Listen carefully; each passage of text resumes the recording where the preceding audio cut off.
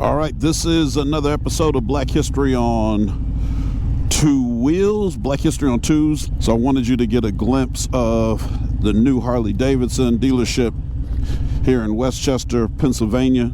Great location. They used to be in Brandywine and Media, but they combined, and just a great place. If you ride motorcycles, you got a Harley, and you don't get your bike serviced here, you are missing out. Enough of that.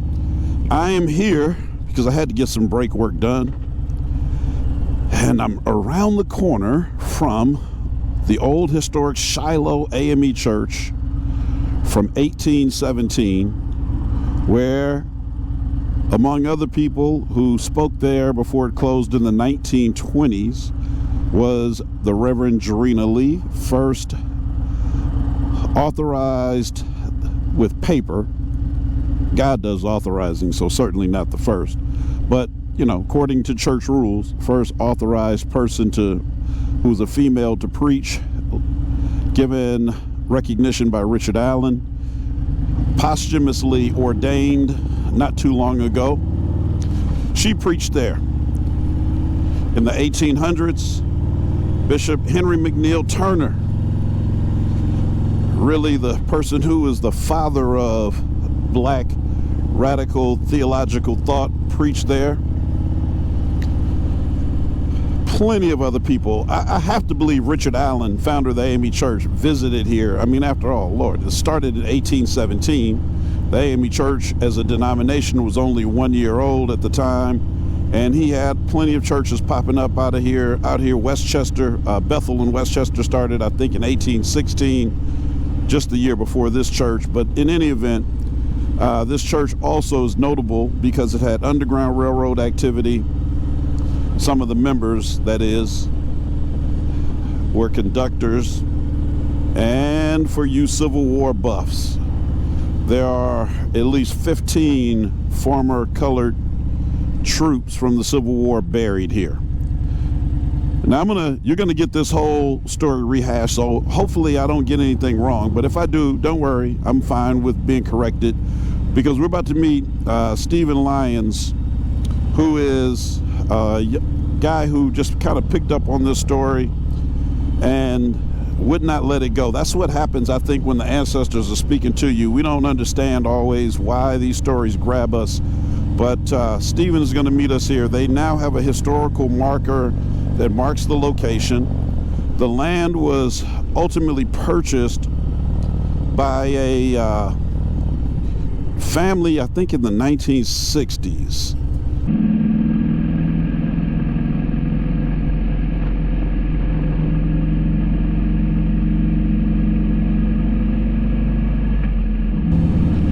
Steven's going to break all that down. Now, I was here for the dedication of the historical marker about 2 Saturdays ago. Man, what an incredible time.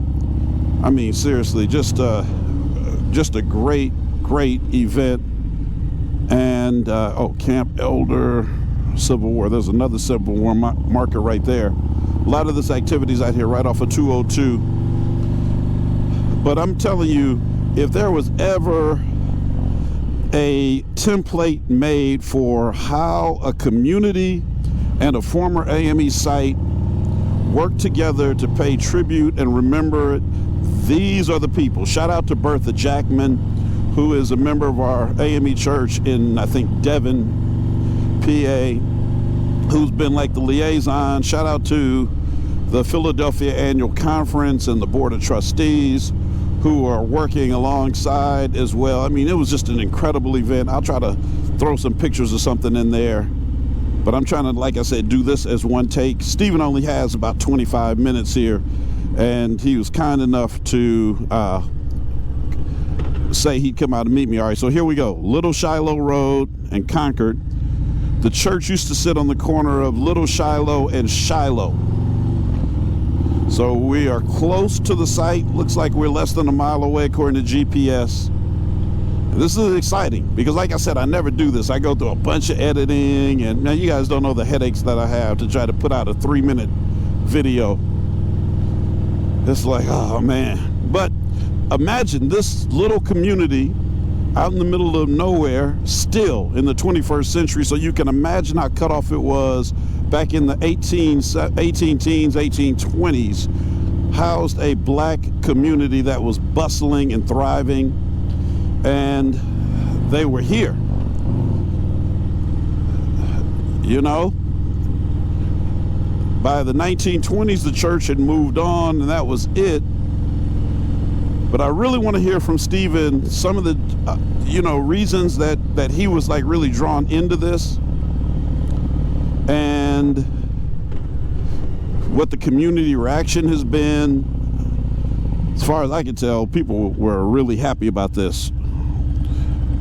I mean, when I came out for the dedication of the marker, had to be 300 or 400 people there. Very mixed audience. A lot of white people, a lot of black people who are all interested in preserving this story. All right, here we are. So this is it. This is the corner of Shiloh and Little Shiloh. Hopefully the GoPro is picking that up.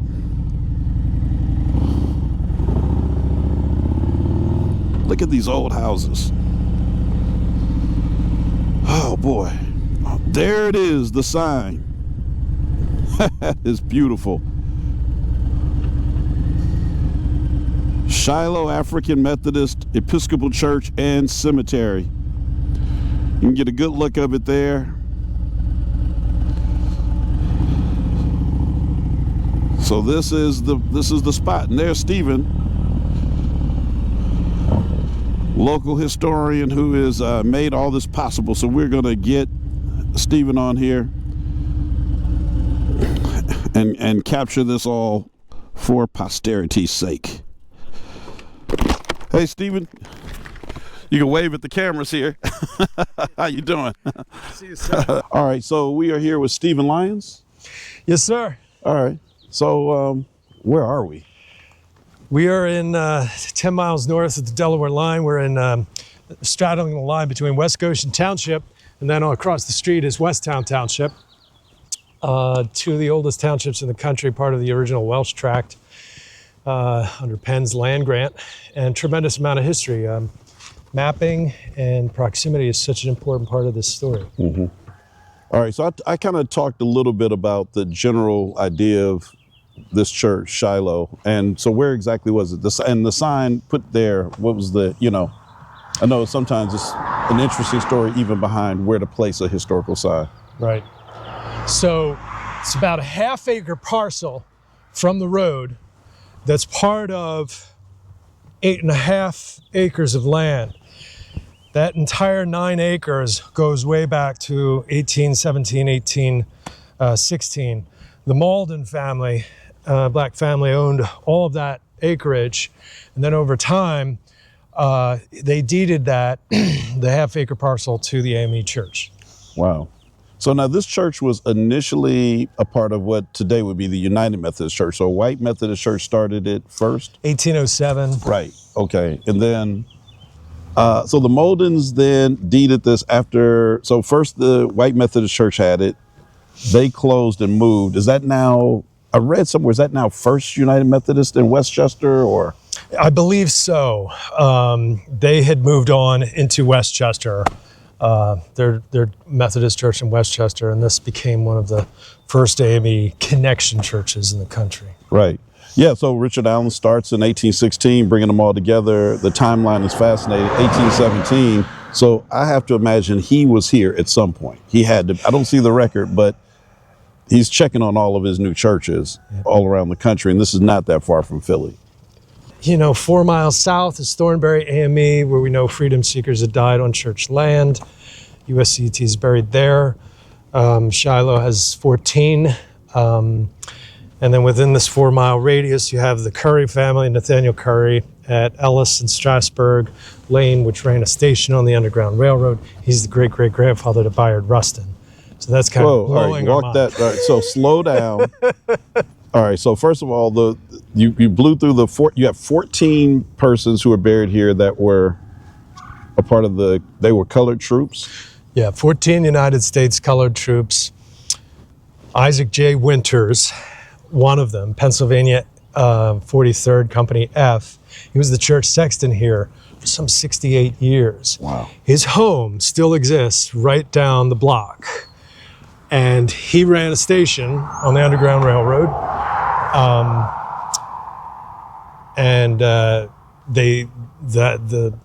The sanctuary is in the house and it's still documented. Oh my God, that's amazing.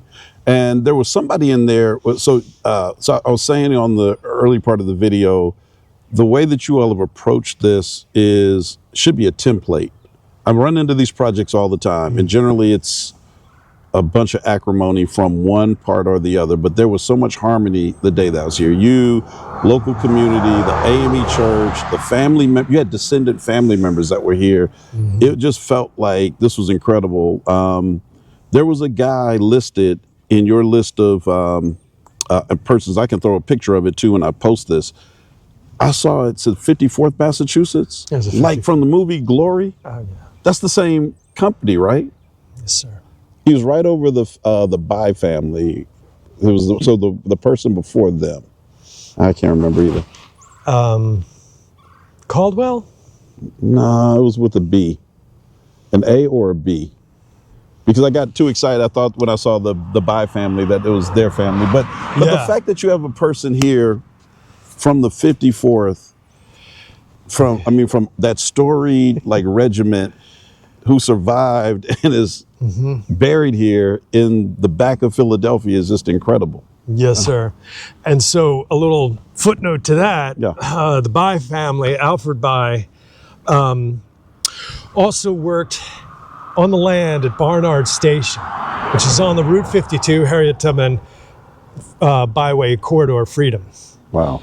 That was a station on the Underground Railroad. So the Bys were working over there. Across from Barnard Station is Pecopson, a UAME church. Oh, yeah. There's a couple of 54th guys buried there. So let me ask you about someone else you just mentioned. Yes, sir. Bayard Rustin, the architect of the March on Washington. Amen. Give the folk a little bit about his local history here in Westchester and Westtown. Yeah, so he was at Cheney. He was teaching there. So Cheney is this, how far South. is Cheney from here? We take Little Shiloh down, take a swing on a street road, and then another right down a Westtown road. It's right he was right in that vicinity, planning the March on Washington with Dr. King. Wow. He was quoted as saying that Westchester is sometimes regarded as Little Mississippi. Yeah. There's why this is so important is that not only does it represent an epicenter of civil rights, abolition, Underground Railroad history, and so much more, but there's this question of the shades of gray. This community was also harassed at times, but yet there also seems to be hints of beloved community as well. So I think that's important for the country to work through and have places like this but you mentioned Bayard Rustin. He's down the street, Bayard Rustin High School. Was named with him just down Shiloh. And what we found out is Nathaniel Curry, the great-great-grandfather, ran a station on the Underground Railroad 2 miles from here. And there are Currys that are also buried at Shiloh. Wow. So people should start looking at this history. Yeah, this is, so again, you've given a lot for us to think about. Where can people find information? And I want to shout out the Friends of Shiloh. Who are the Friends of Shiloh? We're a grassroots organization started through a branch through the study of Westtown Historic Commission. They were doing the work on this a long time ago. There are complicated issues with the property itself. But so the community came together, developed Friends of Shiloh AME Church. We're on Facebook with the idea of, hopefully repatriating the land to the AME Church. We're creating it, beautifying it, allowing access, because right now there's no access. Yeah. When was the last time people were allowed to go into where the burials are? Technically, 2017, when Westchester University and the Student Veterans Group did a ground penetrating radar survey.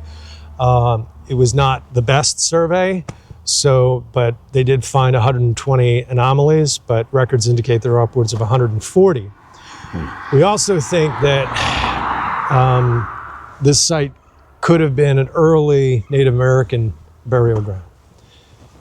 We also know that there's another one just down the road at Forsyth Farm, which is a whole other universe of history. Wow. But nobody's talking about this, and this is what's frustrating. Right. We're all talking about 1776. Yeah.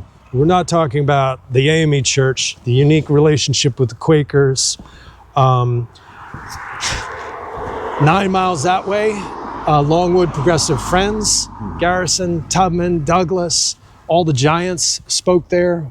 There was a whole world of abolition history. I found out recently Westtown School had Thomas Garrett Sr. on their ledgers from 1802, who gave the family Bible to Richard Allen. Last question. Why do you do this? Was your family AME? Was there some personal connection? Like, what is it that has you driven to keep this story alive? I grew up here, so it's very personal. There's a spirit in this community. It's what I call abolition spirit, where we were trying to work together to rid the country of this wretched institution of slavery. And to know that one of the earliest AME connected churches in the country was right here with a profound, rich history for over 100 years, it's humbling. To know that Harriet Tubman may have sent people through here is an awesome thing to consider. And Black history is American history. And when we were working together, when we were not working together, and it deserves to be known and understood. Stephen Lyons, thank you, my friend. Absolutely. Hey, appreciate it, man. And thanks for look. I was just getting my bike serviced now. But I was walking out the house, almost didn't grab the GoPro, and I was like, let me just grab it just in case, get some footage. I was going to come by and just take a picture of the sign. Yeah. Appreciate you, man, for being on Black History on Tuesday. We appreciate you. Yeah. All right.